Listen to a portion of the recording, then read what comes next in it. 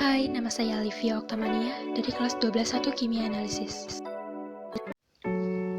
Epidemi flu 1918 juga dikenal sebagai epidemi flu besar yang ada di Spanyol. Dipertimbangkan pandemi global terburuk dalam sejarah karena memusatkan kematian yang tinggi dalam waktu singkat. Diperkirakan bahwa tingkat kematian pandemi adalah antara 10% dan 20%, dan itu menewaskan antara 50 dan 100 juta orang di seluruh dunia. Di Spanyol, jumlah kematiannya diperkirakan sekitar 300.000. Tidak seperti epidemi flu lain yang terutama menyerang anak-anak dan orang tua, banyak dari mereka korbannya adalah orang muda dan dewasa yang sehat berusia 20-an dan 40-an, serta hewan seperti anjing dan kucing. Flu mulai menyebar pada akhir Perang Dunia Pertama.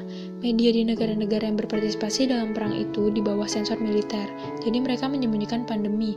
Namun, Spanyol bersikap netral, dilaporkan dalam pers pada kasus-kasus baru menggunakan nama-nama seperti demam selama 3 hari, prajurit Napoli, atau penyakit modis. Spanyol adalah satu-satunya negara yang terkena dampak. Inilah sebabnya mengapa penyakit ini dikenal di seluruh dunia sebagai flu Spanyol. Meskipun pada musim gugur 1917 penyakit ini telah terjadi di 14 kamp militer, beberapa orang menganggap Gilbert Michel, seorang juru masak di Camp Fort Riley di Kansas, sebagai pasien nol. Pada tanggal 4 Maret 1918, Michel pergi ke rumah sakit karena demam dan sakit kepala. Beberapa jam kemudian ada lebih dari 100 kasus dalam perawatan. Gejala penyakit ini adalah demam tinggi, sakit telinga, kelelahan tubuh, diare, dan sesekali muntah, dan kadang-kadang kesulitan bernafas dan mimisan. Sebagian besar orang yang meninggal adalah hasil dari pneumonia bakteri sekunder karena antibiotik tidak tersedia. Namun, satu kelompok meninggal dengan cepat setelah gejala pertama muncul hanya dalam 2 atau 3 hari. Pada pertengahan April 1918, flu sudah meluas di Eropa Barat, dari Prancis ke Inggris, Italia, dan datang ke Spanyol. Bahkan Raja Alfonso XIII jatuh sakit. Dan surat kabar Spanyol mengumandangkan penyakit ini yang menyebar dengan sangat mengkhawatirkan. Seperti yang dapat dilihat dalam grafik ini, sebagian besar kematian jatuh hanya dalam 13 minggu, dari September hingga pertengahan Desember 1918, yang dikenal sebagai gelombang kedua.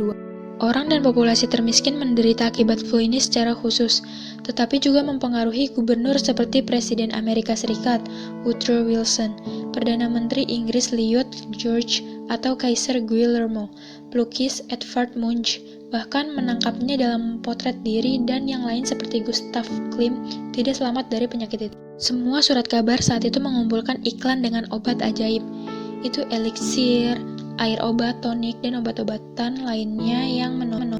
Dokter pada saat itu merekomendasikan aspirin dalam dosis yang sekarang dianggap kontraproduktif. Kina disiapkan dengan arsenik, minyak kapur barus, atau minyak jarak.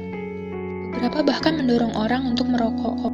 Berbagai publikasi medis waktu itu tersedia di perpustakaan digital Hispanik, berusaha untuk menanggapi penyebab epidemi dan melaporkan perkembangannya.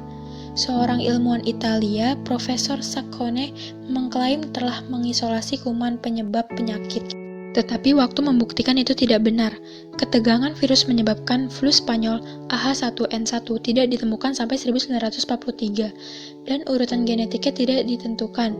Setiap hari, surat kabar Spanyol menangkap pentingnya pendidikan higien dan bagaimana caranya tugas ini dilakukan di Jerman dari sekolah-sekolah dan mimbar, membuat jumlah kematian akibat flu sebelum perang adalah yang terendah di seluruh Eropa. Mereka juga memperingatkan bahwa pasien yang tidak mengalami gejala apapun yang disebut pemulihan dapat menjadi fokus penyebaran epidemi, sehingga mereka merekomendasikan untuk mempertahankannya 1 atau 2. Penggunaan topeng Klein menjadi wajib bagi semua yang melakukan pekerjaan pelayanan publik. Penyakit menyebar dengan mudah. Semakin banyak kontak dengan orang, maka semakin besar kemungkinan mereka untuk mereproduksi virus. Pemerintah mulai mengambil langkah-langkah pencegahan untuk mencoba menghentikan krisis ini. Teater, sirkus, bengkel, pabrik, dan tempat-tempat umum didesinfeksi dan beberapa acara ditangguhkan. Dilarang mengimpor barang dari Maroko. Orang asing memasuki populasi diidentifikasi. Biaya kuliah dan ujian diperpanjang tanpa batas, dan rektor bahkan diberi kebebasan untuk menangguhkan kelas jika mereka mau. Gelombang ketiga dan terakhir lebih rendah, karena banyak orang yang sudah diimunisasi memberi pandemi yang terkendali pada musim semi 1919. Dan penyakit itu berakhir dengan sendirinya. Pada musim panas tahun 2020, virusnya telah hilang. Sementara dia memenangkan pertempuran